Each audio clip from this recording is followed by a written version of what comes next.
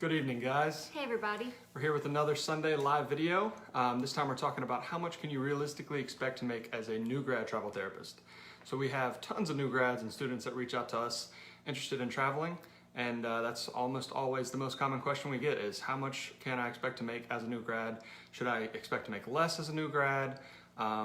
What kind of things go into pay as a travel therapist? So we're going to touch on all those things, but mostly sticking to how much can you expect to make as a new grad. So Whitney's going to introduce us. I'm going to get this video shared in a few different groups. Go ahead. All right. So thanks for joining us tonight. For you guys that may or may not know us, my name is Whitney Aiken. And I'm Jared Kazaza. And we are both traveling physical therapists. We are the faces behind Travel Therapy Mentor and Fifth Wheel Physical Therapist are the two sites that we run. So thank you guys for tuning in with us tonight. I see a few people are signing on already, and I hope more people will join us as we go on. Jared's going to share this video in a few groups so more people can join the conversation. We do these videos every Sunday night, so if you guys have joined with us in the past, thank you so much. If you have not joined with us in the past, you can like our page, Travel Therapy Mentor, and follow the page. That way you'll get notifications every week when we do our videos on different topics related to travel therapy. So tonight we wanted to touch on a popular topic, like Jared said, and that is how much money you can make coming out of school as a new grad and going straight into travel therapy. So I see Kiara, I'm not sure if I'm saying your name right. She asked earlier if we were going to touch on just physical therapy because we were PTs. No, we're actually going to talk about PT, OT, speech, and assistance tonight. So for everybody who's joining in, regardless of discipline, we're going to be talking about pay as a whole. I see our friend Ryan is on. Thanks, Ryan. So we'll get started here in just a few minutes as some more people join on with us. So we're going to be talking tonight about pay, which is an interesting topic. For you guys that aren't familiar with the travel world, thank you. For you guys that are new to the travel world, people in the travel world talk about pay all the time. It's not necessarily like it is in the permanent world where talking about pay is kind of taboo. We love to talk about pay. We love to compare pay, but there are some things you guys need to consider when comparing pay to other people, to other travelers. There's a lot that goes into it, and it's not always just the bottom line number that you want to look at. So we want to talk a little bit about that tonight. So for those of you guys that are joining in with us tonight, just say hi and let us know who you are. If you're a current travel therapist, if you're looking into getting into travel therapy when you graduate, if you already graduated. I know some of you guys took the physical therapy national exam last week, so congrats to those of you guys that have taken that, and now I know you just have to wait for your board scores to come back. This is a very exciting time. Hi Lauren, thanks for joining on with us tonight. So we've talked to a whole bunch of folks that are both PT students, OT students, a few speech students that are getting ready to graduate and looking into travel therapy, and I hope some of you guys have joined with us tonight. I see Matt is signing on. Hi, Matt. So, Jared's going to get this up and going so more people can join us. All right, Jared, so. And we're going to be done before Game of Thrones starts, so I'm ready to watch that too. Yep, so we will try to make this one as quick as possible. Okay, so we're going to talk a little bit about pay. So how much money do new grad travel therapists make? The best thing to say is it depends. Yep, so we'll start with talking about PT, OT, SLP, because that's the most common therapists that we talk to. We do talk to some PTAs and some CODAs, but it's usually PT, OT, SLP. The pay for those three are pretty close. The job market's a little different. PT is in higher demand, SLP is in pretty high demand, OT is in a lower demand. And because of that lower demand for OT, sometimes they get paid a little lower. It's just a supply and demand thing, basically. In the past, the market has been better for OTs and they've gotten paid better. It just depends on how many jobs are available. It depends on which location you go to, all those things. In general, as a new grad, this is what the advice we got when we started 4 years ago as new grads, and still pretty relevant now. As a PT, OT, or SLP, you don't really want to take a job making less than about $1,500 a week, and that's the bare minimum. That's even in a saturated area on the East Coast that doesn't pay as well, and outpatient, which a lot of people think doesn't pay as well. And then that can go all the way up to as high as, I've seen some new grads make as much as $2,000 per week. And both of those numbers are after taxes. So that's take-home pay per week, $2,000, somewhere between $1,500 and $2,000. That's a pretty big range.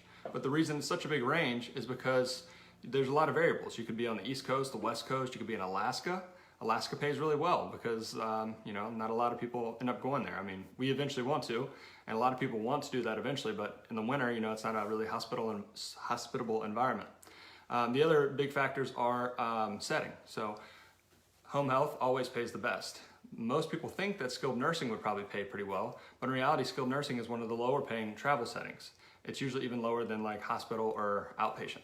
So there's so many different variables that go into it. So, if you take a new grad, say a new grad PT taking a home health job in California, might make as much as $2,000 a week after taxes, which is a huge amount of money. Whereas a new grad OT taking a position at a skilled nursing facility on the East Coast might make $1,500 per week after taxes. So there's a massive range there. Right. So if you guys are just looking for a ballpark figure, the ballpark figure that we generally recommend is don't take less than $1,500 a week. I have heard of some new grads making a little bit less than $1,500 a week, especially like we said, OTs kind of tend to be slightly on the lower side. So if it was an OT, maybe in a SNF in a lower cost of living area, maybe it's going to be a little bit below $1,500, and you would just have to take into account the other factors of the job that's being presented to you. If it is on the lower end, why is it on the lower end, and kind of understand what goes into it. So as a ballpark figure going out the gate, try not to accept less than $1,500. There are a lot of people that will tout that new grads can make as much as, like Jared said, $2,000 a week, but don't be, expecting that all jobs are going to be like that. These are going to be more the jobs in like big cities like San Francisco, home health settings, that sort of thing, which right out of the gate as a new grad, home health may or may not be the best setting for you to go into. So you may not be looking at those higher rate contracts. So there's a lot of factors to consider, and we're going to kind of delve deeper into some of that today. Another question on the flip side of things that people ask is, do you get paid more the more experience you have? And the answer is not necessarily. Yeah, it depends. So going back to what Whitney said about what you can realistically expect as a new grad, I've seen a lot of new grads that come and go over the years that will say things like they specifically take jobs on the West Coast and specifically taking home health jobs, and they make a lot. And then somebody will say, how much should I expect to make as a new grad? And they'll throw out huge numbers like $2,100 a week after taxes. You shouldn't take any less than that.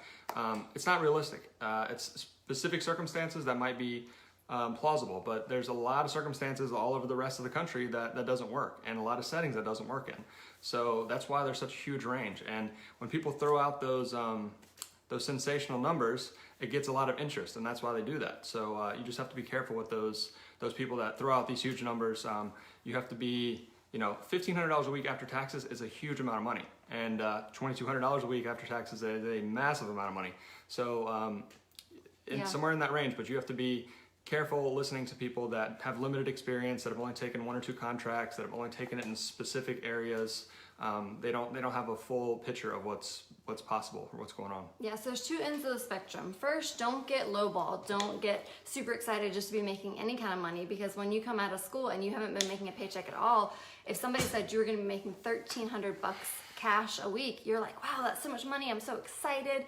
But on the other end of things, which it is a lot of money, but you could be making more. But on the other end of things, don't be expecting, my recruiter said I can only make $1,500. I want to be making $2,000. You have to be a little bit realistic. So we are going to go delve deeper into this a little bit. So talking about experience. So a lot of people want to know, on the flip side of things, if you have a little bit more experience, does that mean you're also going to get paid more? Not necessarily in travel jobs, because a lot of times travel jobs don't work exactly the same as permanent jobs. So a lot of times these travel jobs are just looking for someone to fill a need. They need a body there that has a degree and can, do the job, and they're going to pay any person the same across the board, whether it's a newer grad, somebody with 4 years experience, or somebody with 20 years experience. They're like, it's probably going to be the same for these 13 weeks. So our bill rate, the amount that we're going to pay, is going to be the same. So the one side of the coin there is, as a new grad, you shouldn't necessarily be making less, but as an experienced clinician, you might not necessarily be making more either. There are circumstances, it all depends on the client. Sometimes for more experienced people, you can ask for a higher rate.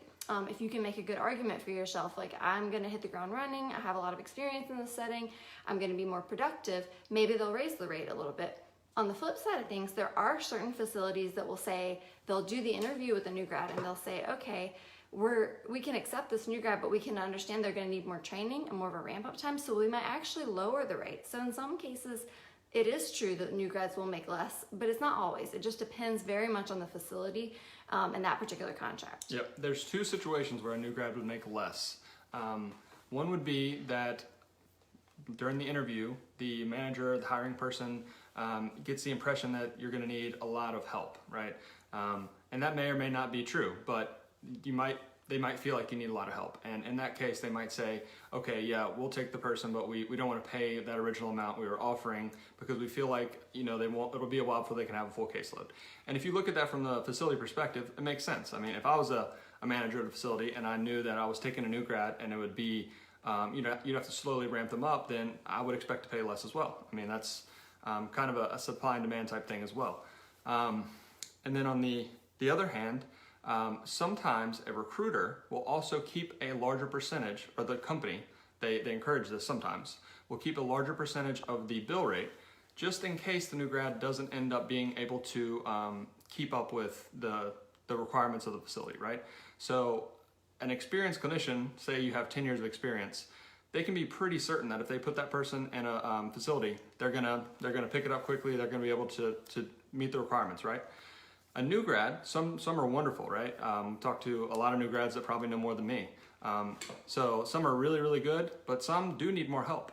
And sometimes the facility can't offer what that person needs, right?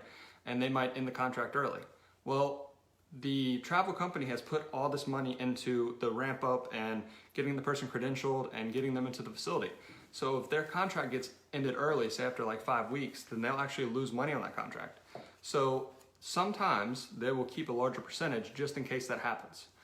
So those are basically the two scenarios where a new grad would make less than an experienced clinician. Yep. We're going to address a few comments here in a minute, but I sort of saw a sneak peek of one that came through, and that's about being taken advantage of. And that's people's biggest concern is the recruiter taking advantage of me and just lowballing me on purpose to say that I'm, I'm a new grad, so they know they can get away with taking a higher margin for themselves, keeping more money for themselves and for the company just because I don't know any better.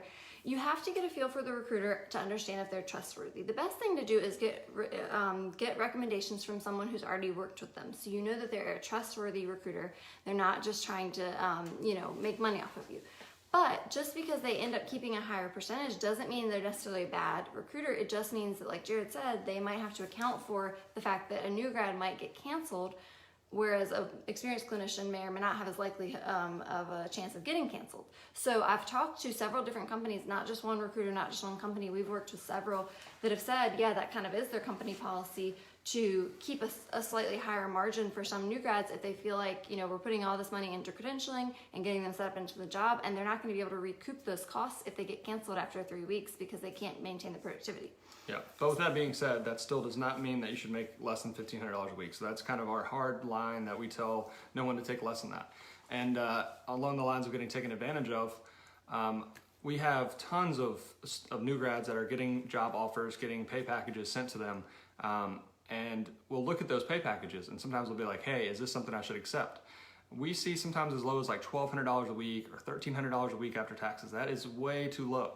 And there are some companies that will purposely, we're not going to name names, but they'll purposely market to new grads so that they can pay them lower so they can keep a higher margin and they make a lot of money off the new grads because they don't know any better. Like Whitney was talking about, when you're getting out of school, anything seems like a lot of money. $1,000 a week after taxes is a lot of money, especially when you have a lot of student loans and you're used to making nothing for the last 7 years or so. So they know that they can offer this $1,300 a week or $1,200 a week, and it seems like a ton. So you have to be careful with those companies, and we see it a lot. So the main thing is get recruiters and company recommendations from someone that has experience. So we give those out all the time. If you guys are interested, just comment recruiter in the comments below, and we can send you guys some recommendations. Because we've talked to dozens of companies. We have some that we really like, that we trust, recruiters that we trust. But that's the main thing. Get recommendations from someone that has experience. Don't just go blindly with the company and a recruiter because they reached out to you on Facebook or they were marketing directly to you or they came to your school, because those people may or may not be good. They may be purposely preying on the new grads. Right. Yep, so absolutely, if you guys want recommendations, we'd be happy to give you some from ones that we've worked with and ones that we've kind of interviewed and asked a lot of these questions. So just comment below if you'd be interested. And on that same note, if you guys are coming to us later on the replay, maybe you couldn't make it during the live video, feel free to leave any comments below. We do go back after the video and read any of the comments there. And we'll get back questions, to you. Yeah. Or send us messages. We'll get back to you. Okay, so a few more things we want to talk about. We've kind of talked about like a ballpark figure to look at. Try not to accept anything below $1,500 a week, and that's after taxes. That's your weekly take home. There's a few factors involved that could lower the rate. Maybe the facility lowers the rate because they might require more training, or maybe the company lowers the rate because they need to keep a higher margin to account for cancellations. Now, some other things we want to touch on are settings. So the settings, like Jared said, home health tends to be the highest. So if you're comparing pay to a buddy or a friend that got paid a certain amount, consider what setting it is. Home health tends to be the highest. SNF tends to be the lowest. Outpatient and acute tend to be kind of middle of the road. Yeah, schools are in there somewhere too. We don't have a lot of experience with schools, but I think they usually pay pretty decently. Mm-hmm. Schools are probably right below home health, maybe around outpatient or a little higher than outpatient. The other thing you want to consider is location. The area, is it a big city? Is it a small town? What's the cost of living going to be like? You really shouldn't be taking less than $1,700 or $1,800 if you're going to a big city like San Francisco, because the housing is going to be outrageous and the per diems in that area should be higher. So if you're taking a job out in a big city like that, you should expect higher pay. But on the flip side of that, you're spending more in housing, so is your bottom line really more? And on the other side of that, the demand for those places is really high, so they're able to pay less because they have so many people that want to go there. So say like San Francisco or Denver or Hawaii, Seattle, those are like three. If we get people contact us and we say like, where do you want to go? It's like almost always one of those three. Mm-hmm. So everyone wants to go there. If everyone wants to go there, then they're able to pay less to travelers. Right, so you have to take that into account. So you might actually come out more in the long run if you take a small town job on the East Coast that's only paying $1,500 or $1,600, but your cost of living is so low, and you're gonna be able to take home a lot more of that at the end of the day because your expenses are lower.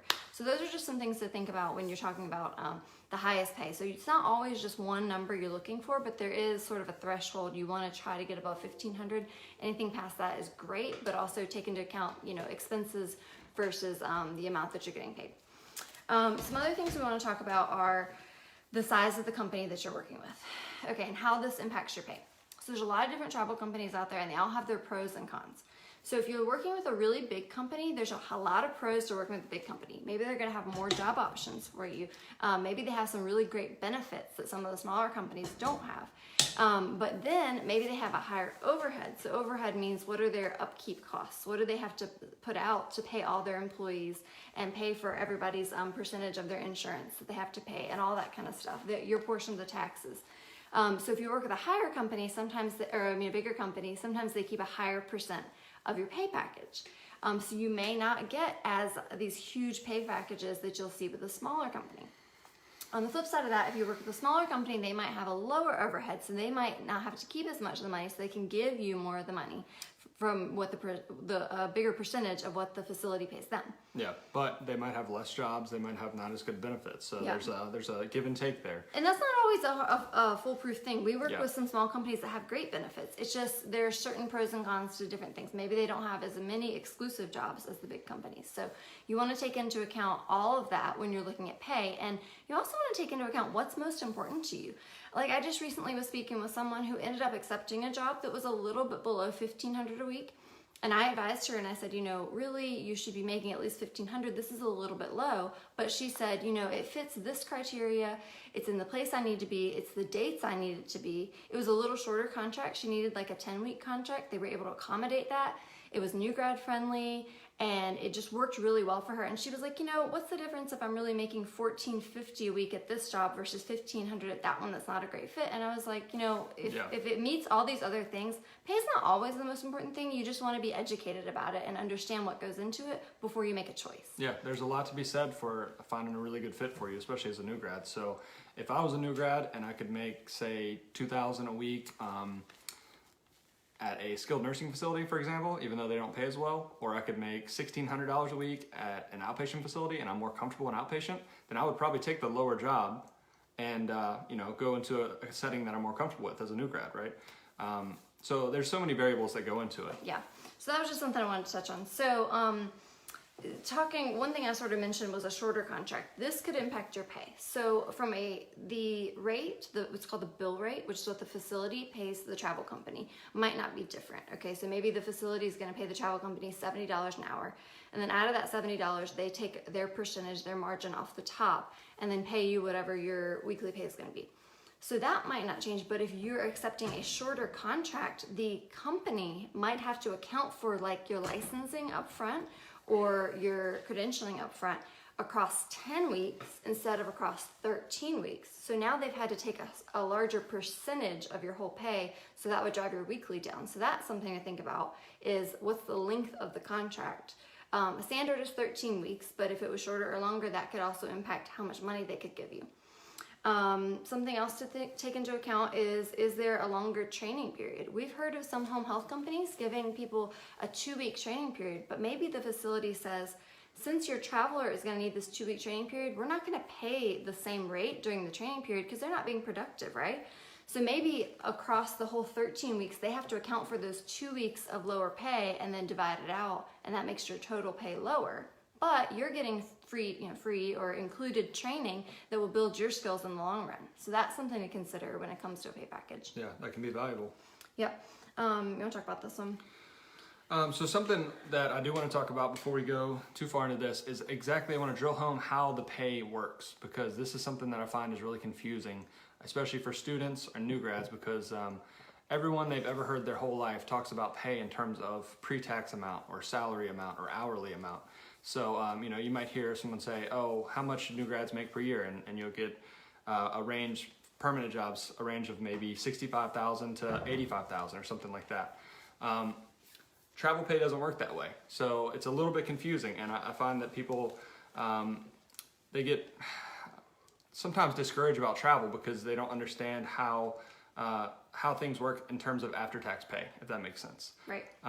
Before I go into that, if you guys are getting value from this, please tag a friend in it. Anybody that's interested in traveling, share the video would be awesome. Yep, give us a thumbs up. The more people that can see hearts. this, the more people that can see this, the better. We really want new grads to not be getting lowballed anymore. We get this way too much. Way too many people coming to us with this. And it's definitely new grad season because you guys are about to graduate, and we're getting more and more emails and messages and questions each week. So this is a huge video for those new grads to see. And we have talked about pay in some of our videos in the past, but we want to touch on it again because we get so many questions, and I'm like, wow, people still don't know about this. The message still hasn't gotten to them.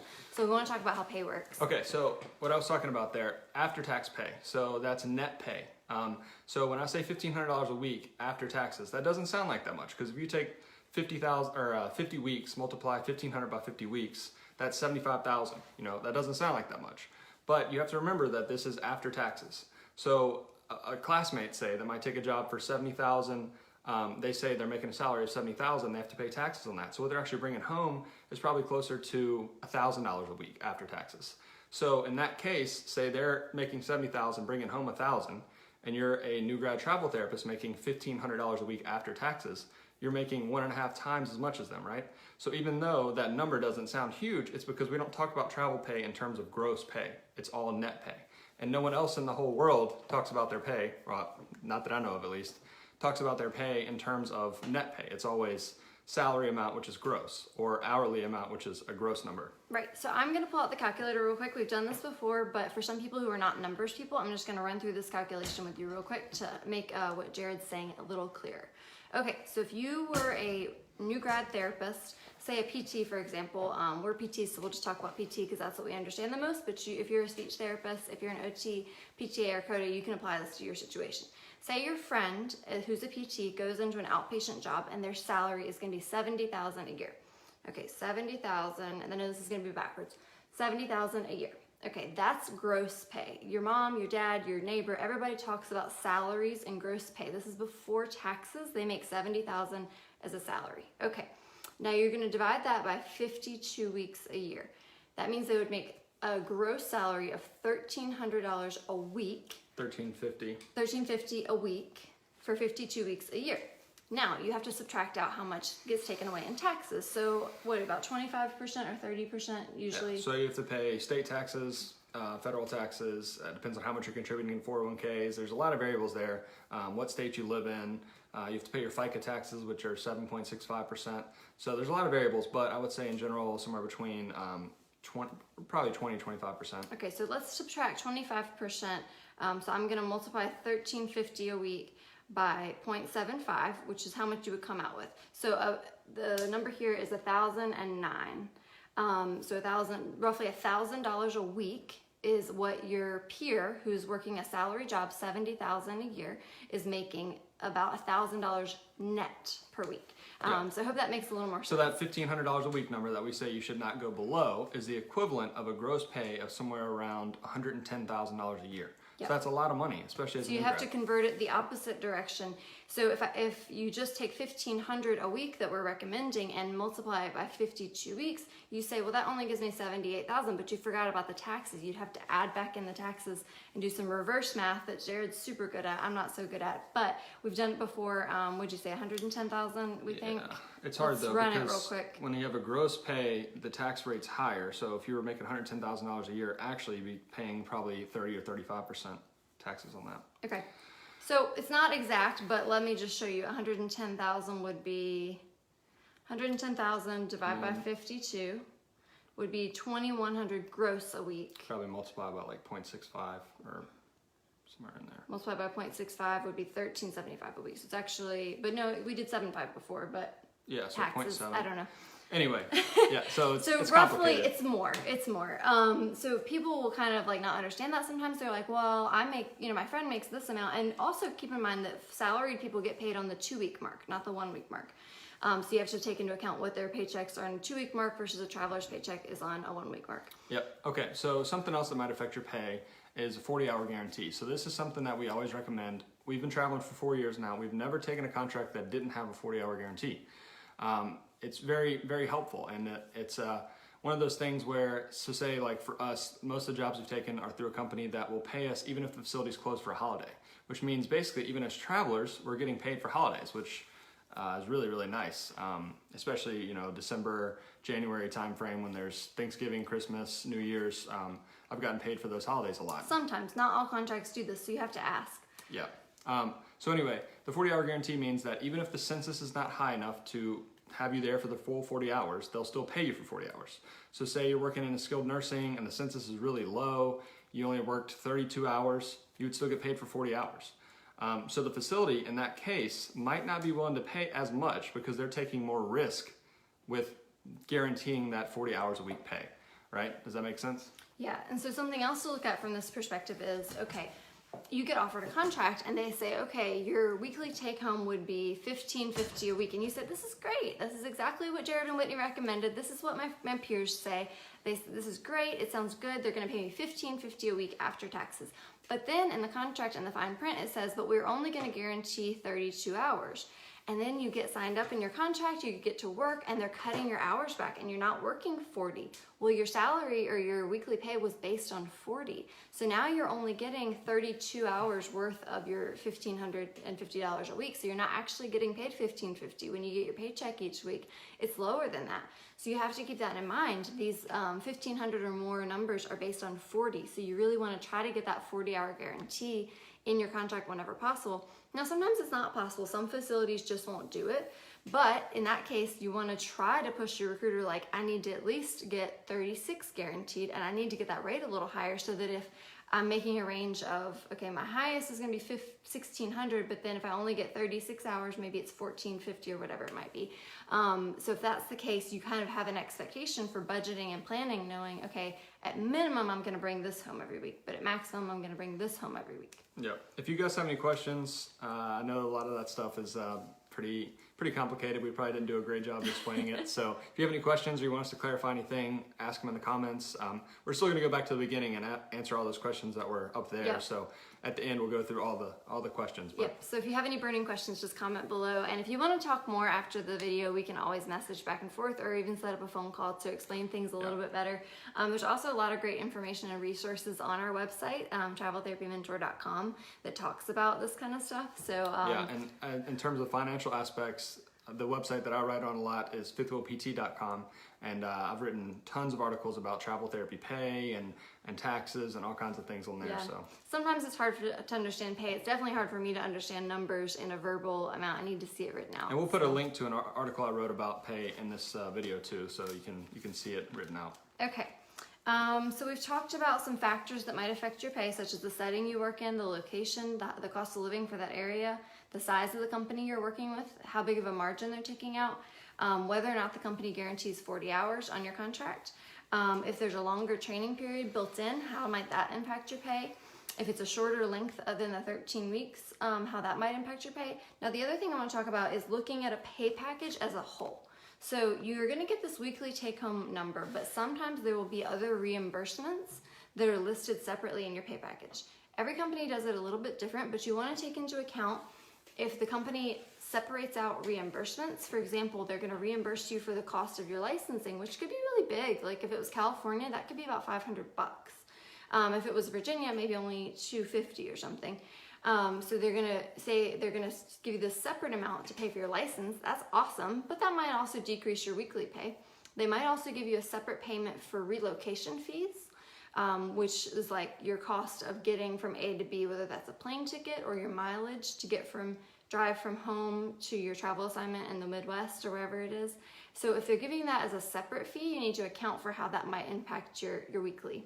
Yeah. And this is especially important, like I said, if you're just comparing apples to apples or apples to oranges with a friend's pay, or if you're comparing two offers given by two different companies, and you're saying, well, gosh, this recruiter says he's going to pay me $1,600 a week, but this recruiter's only going to pay me $1,500 a week, but this recruiter's also going to give me licensing and relocation reimbursement. So maybe it's actually even. You just have to take a look at the whole pay package. Yeah, and there's other things like they could reimburse you for CPR.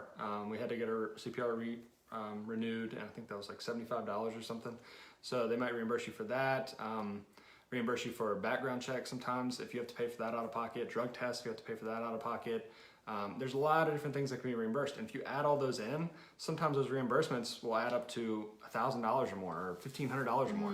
So say you got license reimbursement, that was $300. You got travel to your new location, that was $400. You got travel from the location back home, that was $400.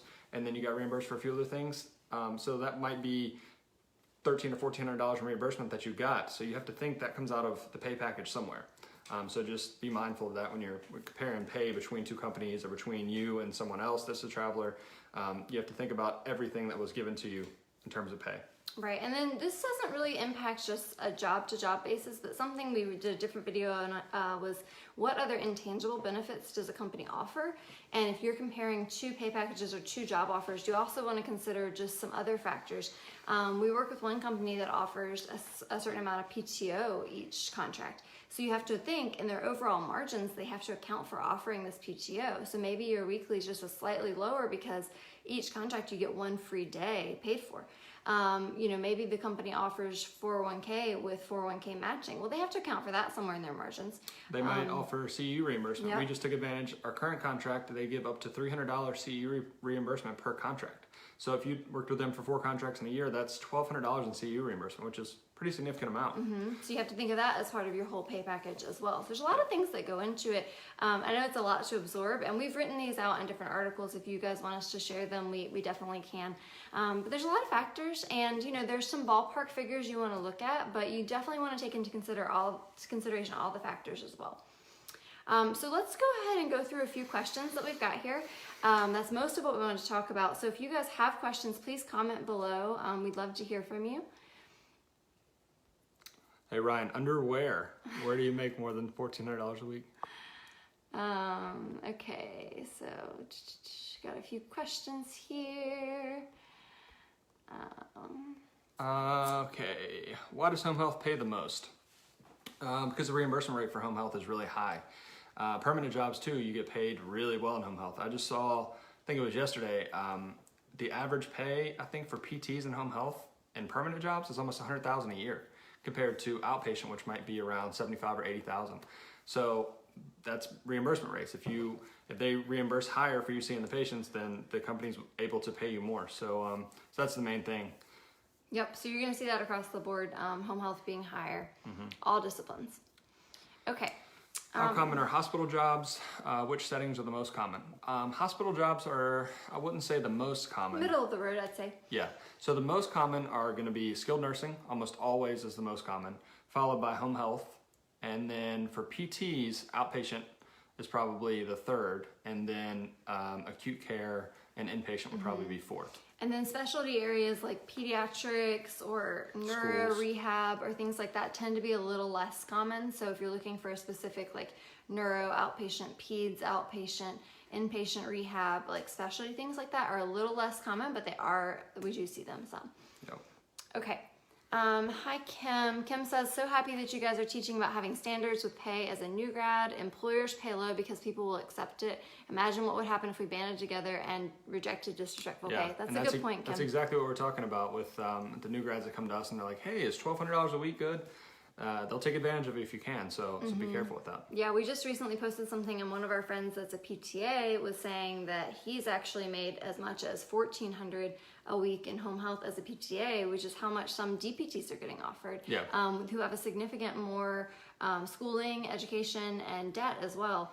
So you definitely want to look out for yourself and not be taken advantage of. Yeah, I guess we should mention about PTA and CODA. The job market's not as good for them, but I would say probably 1,100 would be the lowest you should take. From what I've seen, somewhere between 1,100 and 1,200 would be the lowest, and those jobs can go up to as high as $1,500 or $1,600 a week. But same thing, it depends on setting, location.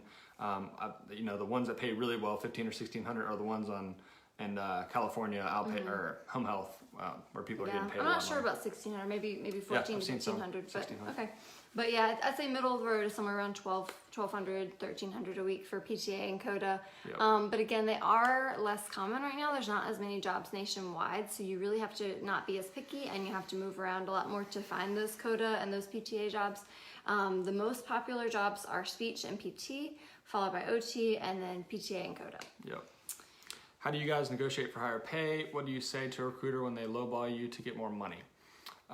So for the most part, we don't do a lot of negotiation anymore. We have found recruiters that we trust quite a bit.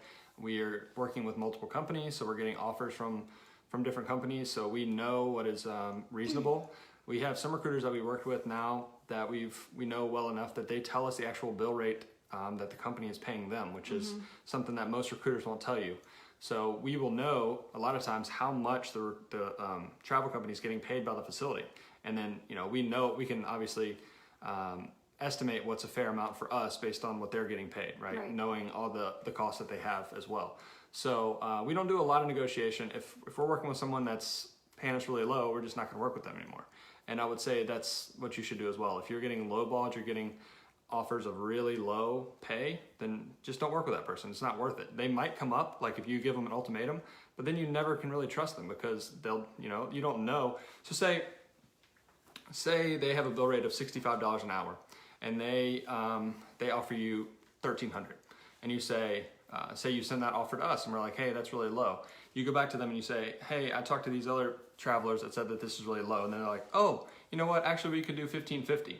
Great, now you're getting paid pretty well. Well, say the next contract, the bill rate's $75 an hour, so they could actually pay you $18 or $18.50, but they still say, hey, look, I'll give you $15.50 again. You remember you liked that? That was a good amount for you, right?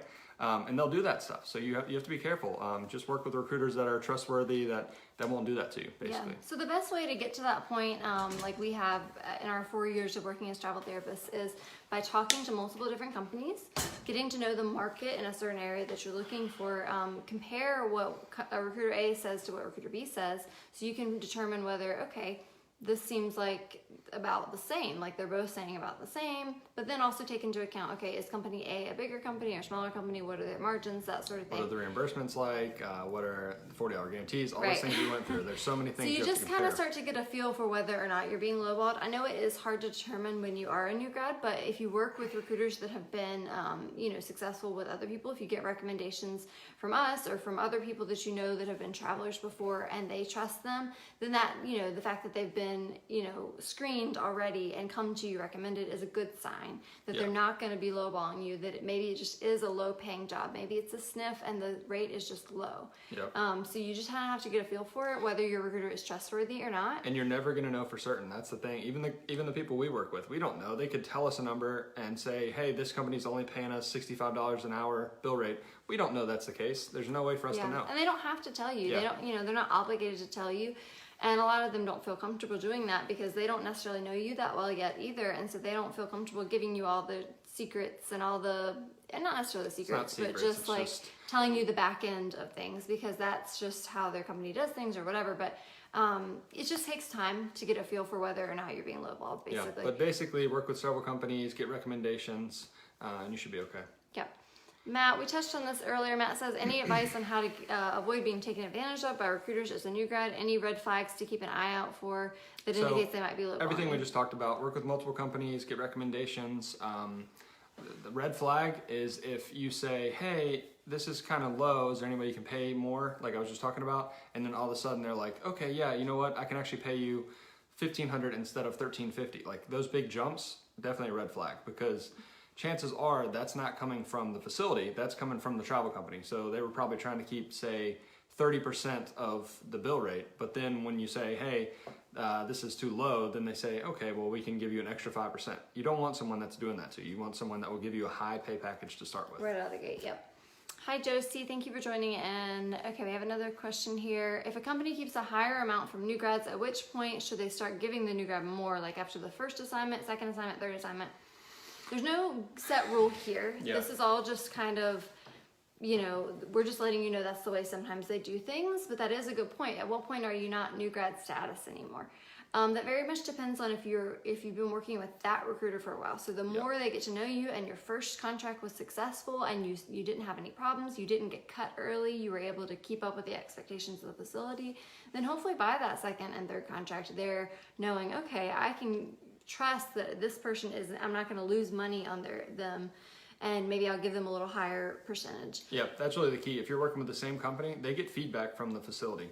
So say you're working and you did a great job as a new grad and the facility gives you good reviews, then yeah, the recruiter's probably like, hey, I really, it's not a big deal. I don't need to worry about them getting canceled. They did well.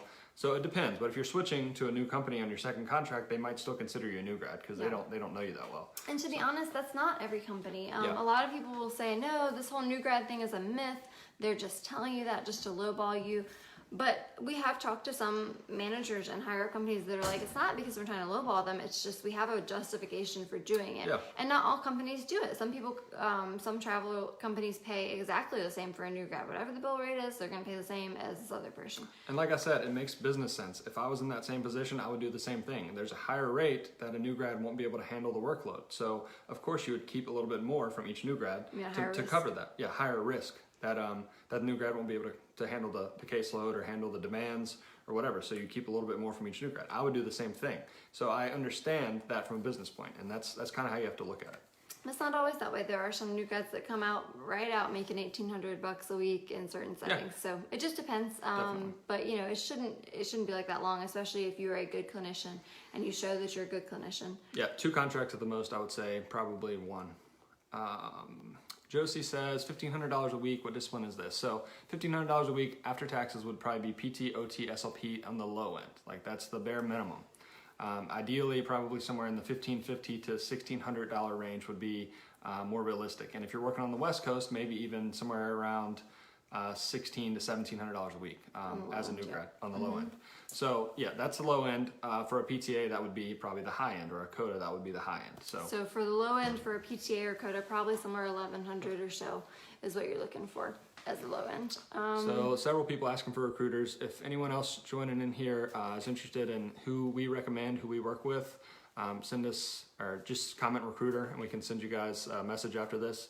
So one thing I will say for all the people that have asked for recruiters, we want more information about you so that we can try to match you a little bit better with the recruiters and companies. So we work with a lot of companies now. We've interviewed tons of recruiters and companies.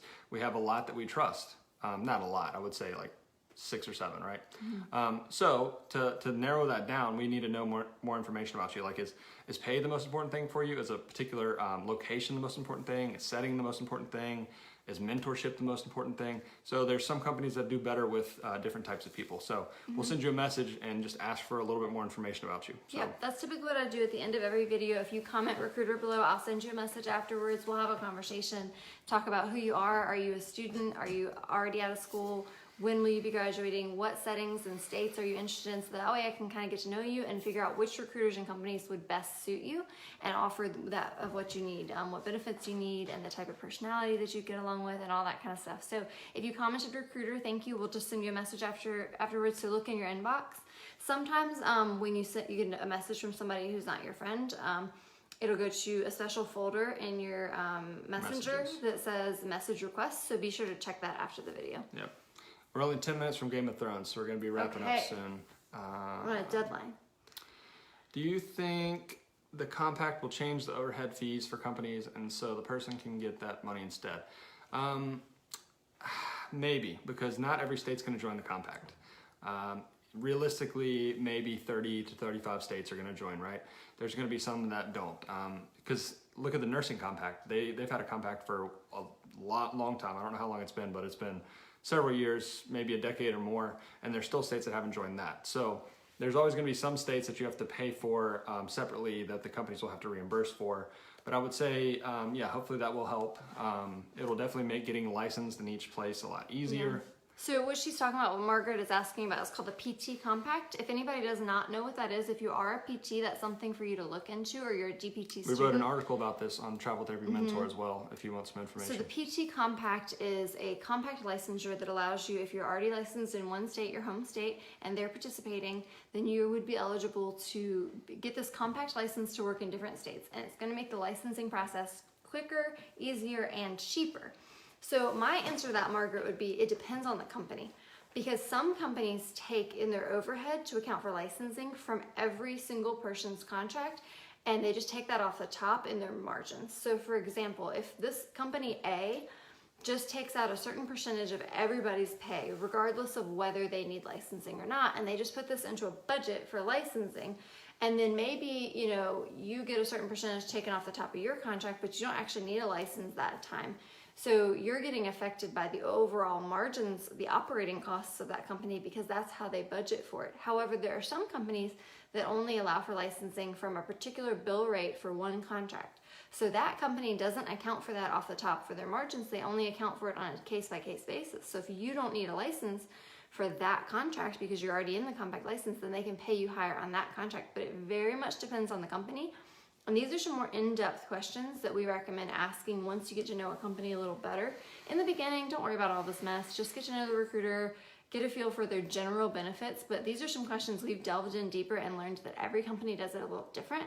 So I know that if company A, if I take a job with them in Virginia where I'm already licensed, my pay is going to be about the same regardless of whether I need that license or not. Whereas company B, if I get licensed for that job in California, my pay on that job is going to be lower because they have to pay for my California license for that job. Yep. Whitney's right. It definitely varies by the company. I didn't really think much about that, but that's definitely true. Okay. For specific or personal questions about contract pay, is the Travel Therapy Mentor site the best place to ask those, or on Facebook? Yeah, Travel Therapy Mentor, there's a contact form on the website. That's definitely the best place because then it comes directly to our email, and we check that probably more often, especially throughout the day, than we check Facebook. So yeah, email is so definitely better. when you send us a message through the website traveltherapymentor.com, it sends us an email. Our email address is traveltherapymentor@gmail.com. That's the best place if you want to have a long, in-depth conversation, lots of questions. But we do answer Facebook messages too if you want to ask questions there. Yep. Does acute care travel PT generally pay well? I would say it pays about the same as outpatient in general, from what I've seen. Maybe a little bit more than outpatient. It just depends. It pays better than skilled nursing usually, but it pays lower than home health. So it's probably on like that second tier, tied with outpatient. Let's see. Someone wants to know, it sounds like you may be working with multiple companies. How do you recommend this? How many companies at once do you recommend? Yeah, we definitely recommend working with multiple companies. That is a very good way to make sure that you're not going to get lowballed, because if you're working with one company, then they know that all you're getting is what they're sending you, right? If you're working with 2 or 3 and they know that you're working with 2 or 3, then they know that you're going to be getting offers from other companies. So if they give you a pay package that's like $1,300 a week and you get an offer from a different company of $1,600, then you're not going to take the job with them. So they're not going to be as likely to lowball you. The other thing is you have more job options when you work with more companies. So some companies will have exclusive contracts that other companies won't. So those are the 2 main reasons. Anything else that's important with that? That pretty much covers it. So just having more options and then getting to know, especially in the beginning, getting to know how different companies do things is good, because you'll really narrow your growth as a professional if you don't understand how the travel world works. So we've learned a lot just by talking to a lot of different companies, because it's not always exactly how they say it, and that way you can learn more and learn more questions, because sometimes you don't even know what you don't know. You don't even know what to ask. So if company A is doing this thing and company B is not, then you're like, wow, I should ask company A about that. Why don't you do it that way? Ask more questions, learn more things. Yep. We have like 5 minutes, so we're gonna run through these questions real quick. And as far as how many travel companies, I would say at least 2, ideally 3, and then in some cases, if you really want specific location or specific setting, maybe even 4. Yep. Have you had better opportunities in pay working with a specific company? Which travel company do you personally like working with the most and recommend talking to starting a travel career? So there's no one great company. So that's why I was talking about we want to know more information from all the people that were asking for recruiters, is because it depends on what you want. If you want specifically highest pay, there's some companies we would recommend. If you want specific benefits, if you want mentorship, if you want, what else is important? Specific settings. Benefits and so some things. specialize in outpatient.